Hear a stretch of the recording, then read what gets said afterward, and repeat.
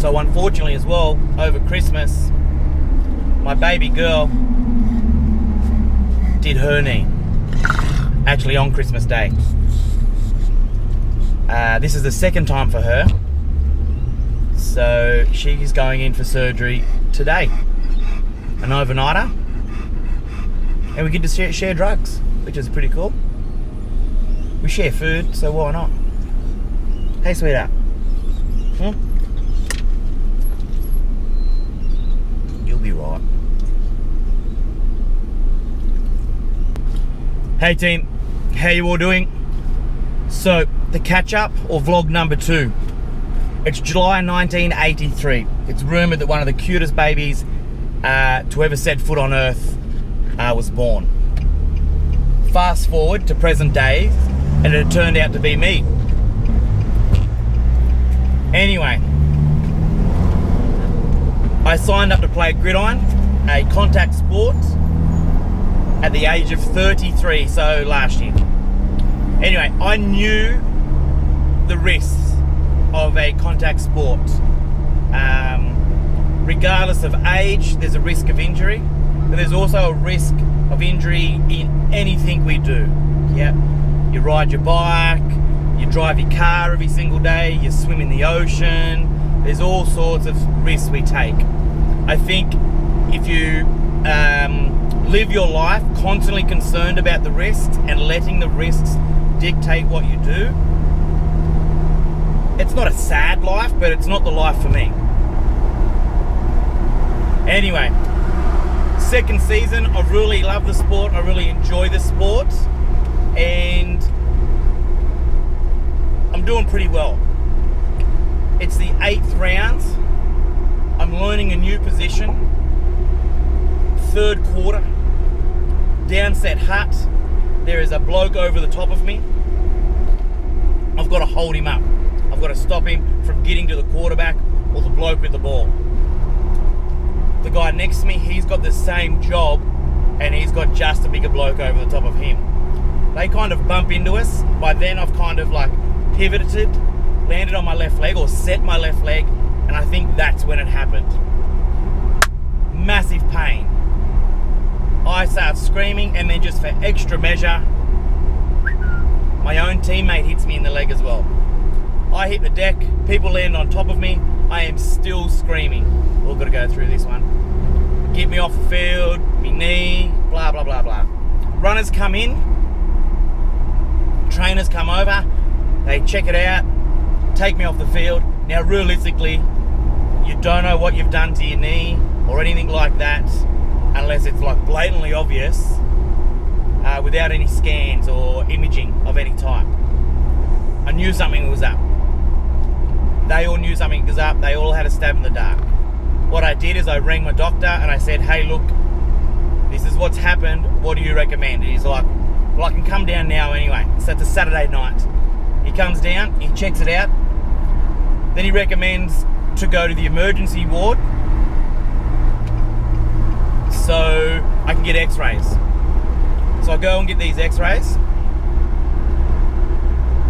And the x-rays have showed up nothing, which is lucky, because sometimes there could be like a little fracture or something's chipped off.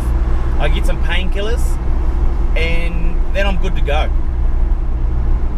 Next step is to try and actually get a scan, an MRI. So I've got to go and see a GP. So I go and see my GP, I get a referral, we go and get the MRI. Now technically, the guys that take the imaging, they're not allowed to tell you what they think it is. I do push them a little bit, I get nothing. Then the results get sent back to the GP, and the results have come back as I've torn my MPFL, which is a ligament that holds your kneecap in place and guides it, keeps it in tracking properly. I've also torn my meniscus and damaged the cartilage that's there as well. There's bone bruising and swelling and whatnot, but yeah, that's a majority of it. Anyway, next step now is to go and see a specialist. So we get a referral, we go and see a specialist. I'm not overly happy with the specialist for a few different reasons.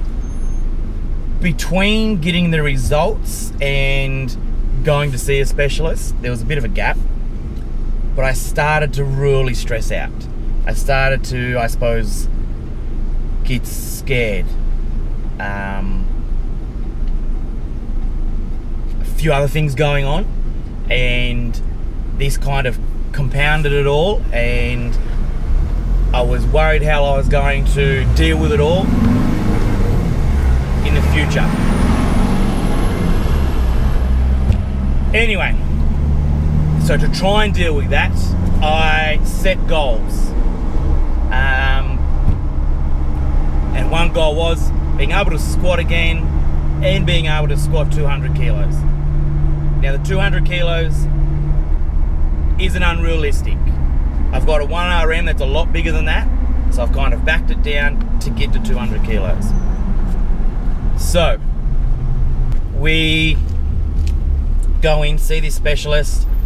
First one, and I was like, hey, look, I want to be able to squat. Yep, easy peasy.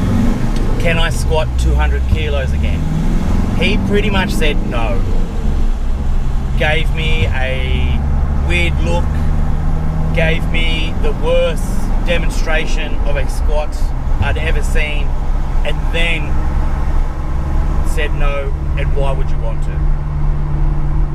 So we didn't go any further into that. I didn't go back and see him. Went and got another referral. Now I've been lucky, I suppose, with the community that there's a broad outreach, and I had plenty of names to choose from. People had recommended all these different people. So sticking with my GP anyway, we went to the next one and sat down with him, spoke to him, and said exactly the same thing. He gave me almost a similar look when I said 200 kilos, but he then sat down and said, look, it's not only surgery, it's about what you do afterwards as well. And I completely agree with him, so I was happy. Anyway, his squat wasn't that good either. Then it came to actually getting the surgery. The plan was either drop everything and doing it in a couple of days, which turned out to be the Monday after the Christmas party on the 18th, or January the 30th. Now January the 30th was too far away for me. I want to get it done. So I said, leave it with me. And I was lucky enough then to have Hayden and Tara around. I spoke to them, and them having previous knee injuries and whatever else, they, I suppose, let me know. I said, look, they said, look, go for it. I said, all right. So got it all sorted, got it booked in. And then from there, got the surgery. Apparently it came out all good. Now I'll go back and see the surgeon today, but apparently it went all well. I got a chondroplasty graft. They repaired the tendon, and to be completely honest, not sure about the meniscus, because while everyone was in and out telling me stuff, I was also on some good drugs.